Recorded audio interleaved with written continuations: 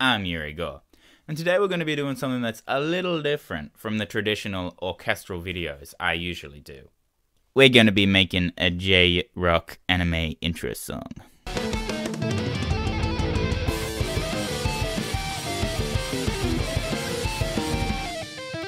So me and my friend Harold decided to have a friendly wager to see who could make this track better.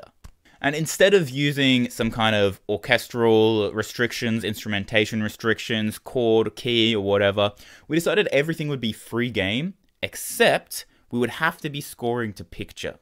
Meaning we weren't just writing an anime song, we're writing an anime song to a specific anime intro.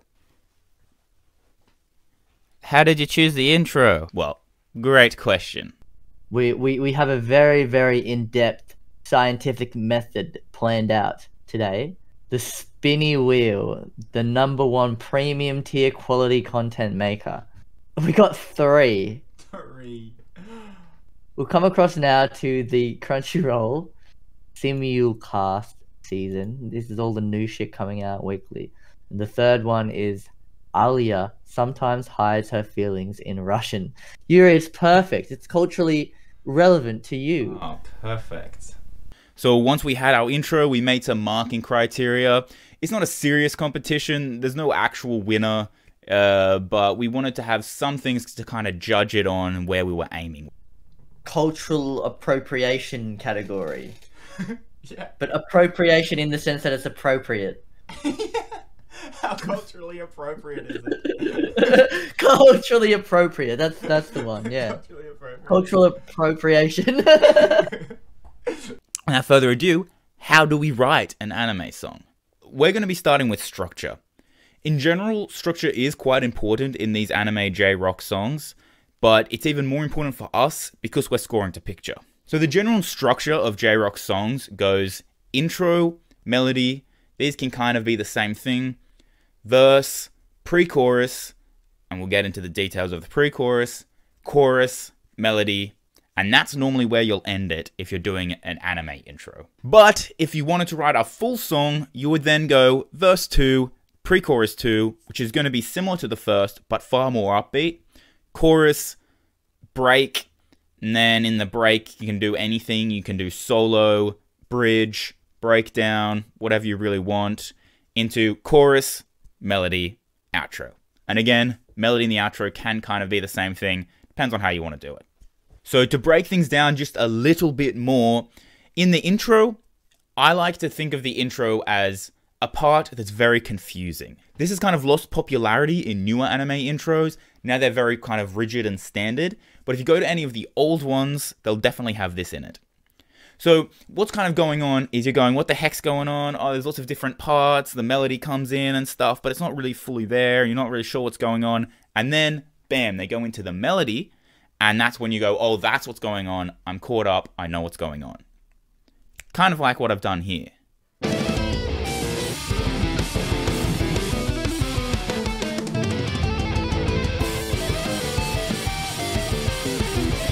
So you can see there that it started off a little bit confusing, and then when the melody actually goes in, it becomes very clear what's going on. In retrospect, when you watch back, it makes a lot of sense. Also, what's really important is the lead-ins. They have so many breaks and lead-ins in anime music. I'm actually reading this book right now, and it actually describes breaks in a very different way to Western harmony.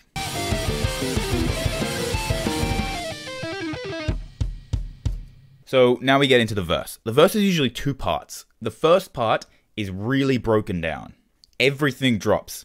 We're talking very simple drum pattern, and maybe bass guitar or something. But that's about it.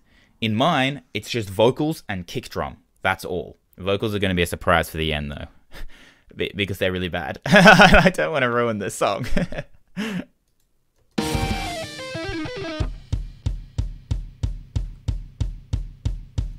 Part 2 is where layers start to build. So the drums start to do a bit more technical drum beat. Guitars are going to come in doing some light stuff.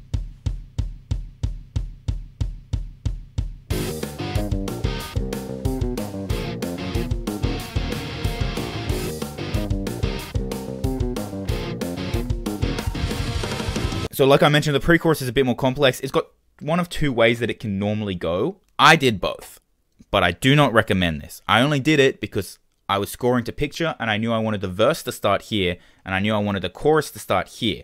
And so I needed to do something in this giant gap in between, and I couldn't just do one of these pre-choruses here or it'd just get boring, and I needed to do this. You'll see.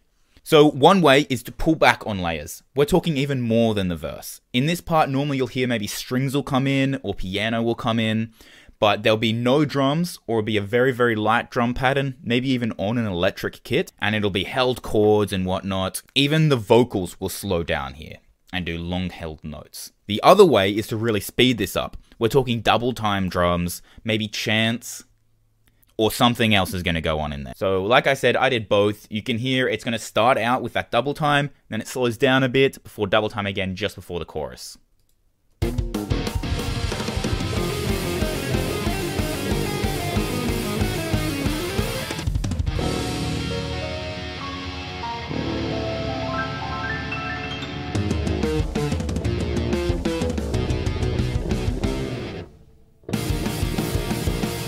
Okay, and now we're up to the chorus. So this is the best part of the song. This is what the whole song builds to.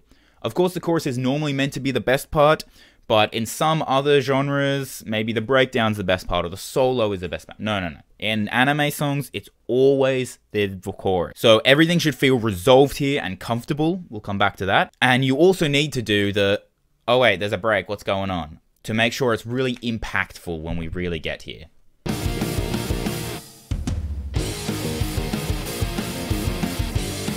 Harmony.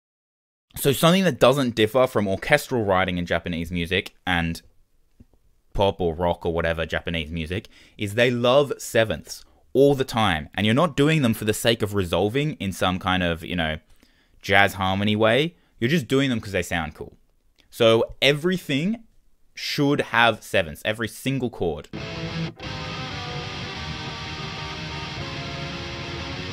Except for the chorus. The chorus, I didn't use sevenths because, again, I want it to sound resolved.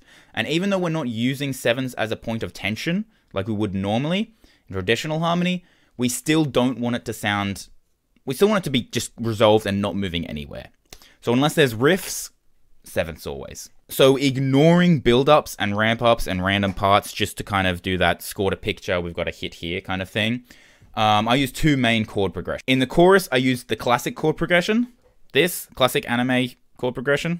For obvious reasons. It sounds resolved, it sounds nice, it just reminds you of anime, But I didn't want to do that progression the whole time because it's a bit boring. So I added this other one. I looked on Reddit. Yeah, I know.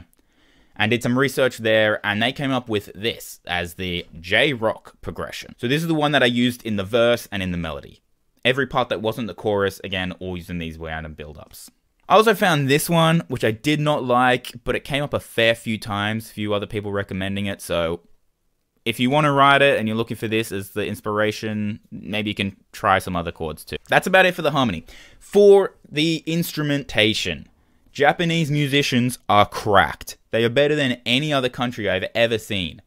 Every single one of them are so good. They're going to be shredding the entire time. And I think this is what makes J-Rock and J-whatever a good and enjoyable experience. Because at the core, it's a very, very simple genre with only a few rules, and quite, boring chord progressions, honestly. It's similar to Western, how they always use the same thing in, Western music too. It's not a different same thing, but yeah. Anyway, because they're just using these same chord progressions, but the musicians are doing such insane stuff, it makes it a awesome listening experience.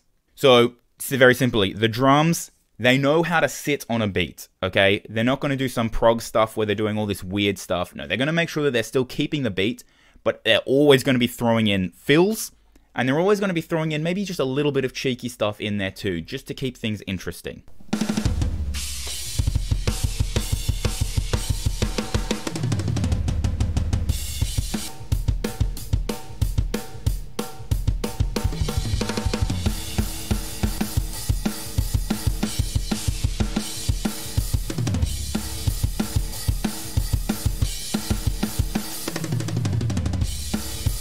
So the guitars, most of the stuff especially in solos and melodies, is going to be based on the pentatonic scale. These guys do shred all the time, but not really in the verse or anything. Mainly they wait for the melody or the solo. They're basically going to wait till the vocals aren't going, and then they're going to do their shredding.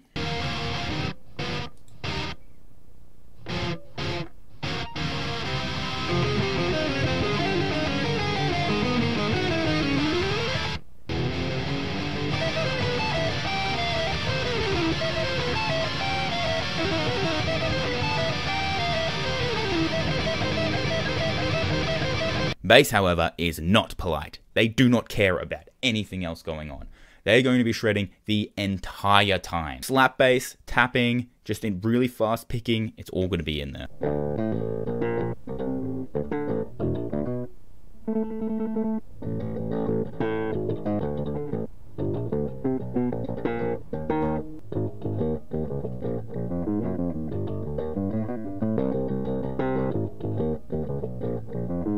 So the vocals have very moving parts. If you are having trouble trying to make a very moving melody, just try and stick to the pentatonic whenever things get not sounding anime enough. And lastly, especially the guys love to use falsetto. It's not the only thing they use, but it comes out all the time.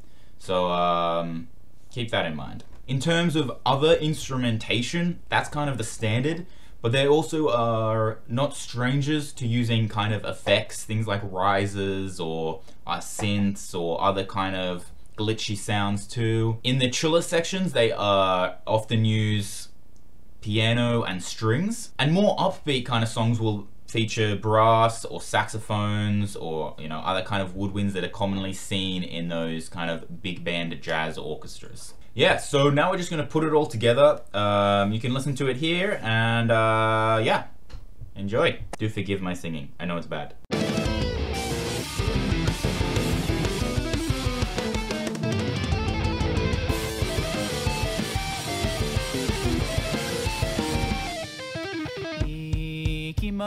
行くないと言いました。違いないとおいでがありますと作りたいだね。頑張ってとよくやった聞いたね。飲めなのね僕はロシア人本当ですか。外から東京来た外プイズホニー外から東京来たいや